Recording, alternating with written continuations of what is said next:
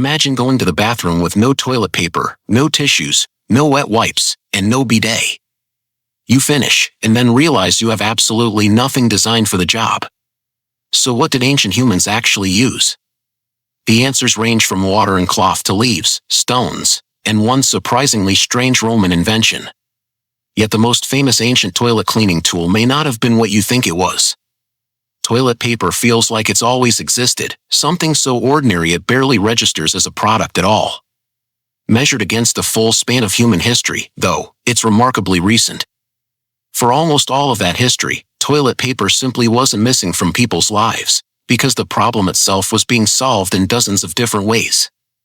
Ancient humans reached for whatever their environment, their technology, and their culture actually made available to them. That answer looked completely different depending on where you lived. Someone near a river had options someone in a dry inland village never would. A wealthy household in a city had access to materials a rural farming family simply couldn't get. Climate, water, local plants, wealth, culture, all of it shaped the solution, and none of it produced a single universal method. Some of the earliest evidence for any of this comes from an object that looks completely useless, until you learn exactly where archaeologists found it. In ancient Greece, archaeologists digging through sites associated with public latrines have repeatedly uncovered something unexpected: small, broken fragments of pottery, worn smooth along their edges, scattered near stone seats built directly over channels of running water. These fragments are known as pessoi, and researchers have interpreted them as possible toilet cleaning implements, pieces of broken ceramic reused for a purpose their original makers never intended when they first shaped that pot on a wheel. It's worth being honest about what this evidence actually shows. Their exact purpose isn't fully settled. The location, right alongside toilet facilities, strongly suggests a connection to hygiene, but pottery fragments can end up in a lot of places for a lot of reasons. What can be said with more confidence is that ancient Greek sources describe people using materials like stones and pottery fragments alongside other natural materials, giving historians a broader picture even where a single artifact's purpose stays uncertain. The Greeks weren't the only civilization working on this problem, though. The Romans took their approach to sanitation considerably further. Rome's most famous tool in this story is the tricerium, and its design is almost jarringly simple: a natural sea sponge attached to the end of a stick. Roman literary sources connect this tool directly to communal latrines, public toilet spaces where rows of seats sat side by side over running water below, no partitions, no privacy, conversation carrying easily from one seat to the next, an image strange enough on its own without any embellishment. This is exactly where the story tends to get exaggerated online, so it's worth slowing down here.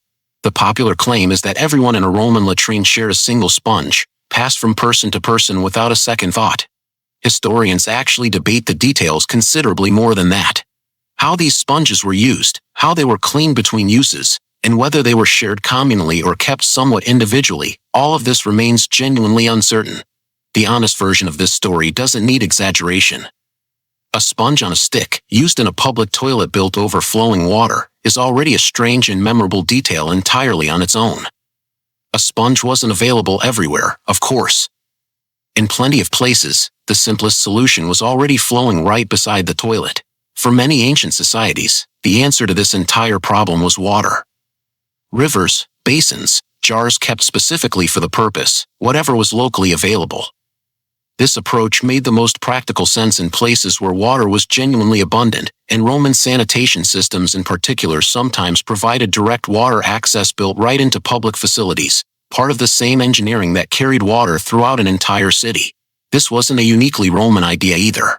Water-based cleaning traditions continued for centuries across large parts of Asia and the Middle East, long after the Roman Empire itself had faded from the map, a genuinely durable solution that outlasted the civilization most associated with early plumbing. Water solved the problem beautifully wherever it was close at hand.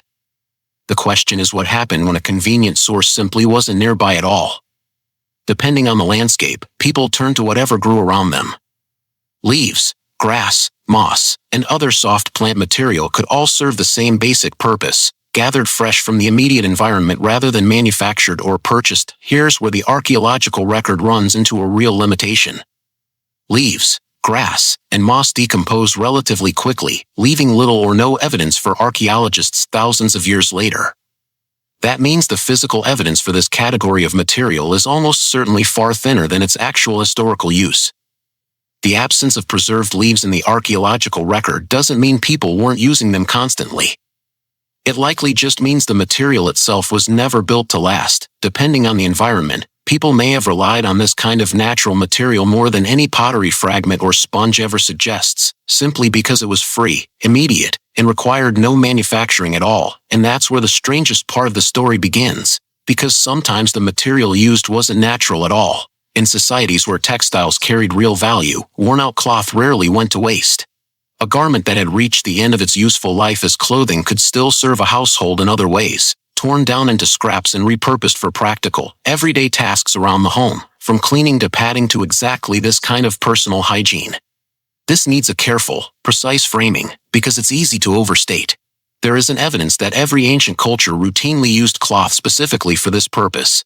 What the broader historical pattern does show is that textiles were valuable enough, and scarce enough in many economies, that almost nothing went to waste once a piece of fabric had outlived its original use.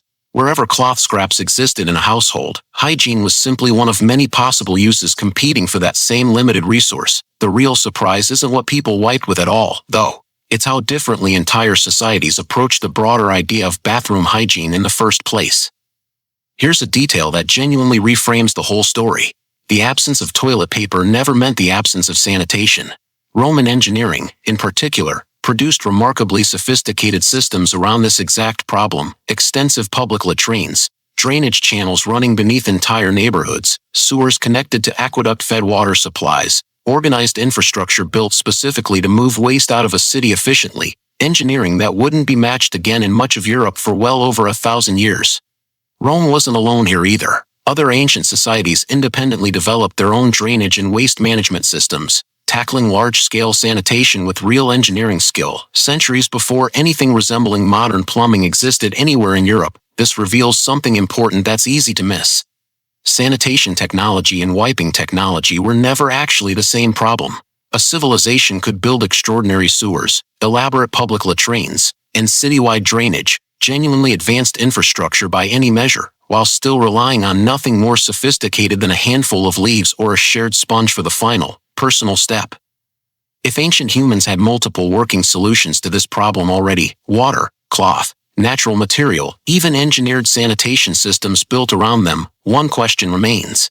Why did toilet paper eventually become the answer nearly everyone settled on? There was never one single ancient replacement for toilet paper, no universal method passed down and repeated identically across every culture and continent. Different societies solved this problem according to whatever surrounded them. Some relied on water, especially where rivers and plumbing made it the obvious, practical choice. Some very likely relied on natural materials like leaves and grass, even though that evidence rarely survives for archaeologists to find. Some used cloth, wherever textiles were available and worth stretching toward every possible use. Some left behind physical clues like the Greek pessoi, small fragments hinting at a purpose historians still can't confirm with total certainty. And the Romans engineered something stranger still, a sponge fixed to a stick, used within some of the most advanced public sanitation systems the ancient world ever built. The real lesson underneath all of this isn't about toilet paper at all. Toilet paper didn't make humans clean. Humans had already been solving this exact problem for thousands of years, using whatever intelligence and available material their world provided. Toilet paper was simply one particularly convenient solution that happened to become widespread much later than almost anyone assumes. Think about that small roll sitting in your bathroom right now. It looks completely unremarkable, something you'd never think twice about. Historically speaking, though, it represents an extremely recent answer to one of the oldest, most universal problems every human being has ever faced. For thousands of years, people had no product to reach for at all. They simply had to look at the world immediately around them and ask one plain, practical question: what can I actually use? The answer depended entirely on where they lived, what they had access to, and what their particular corner of civilization was able to provide. Before toilet paper became something we buy by the roll without a second thought, staying clean after using the toilet meant using whatever the world around you could provide.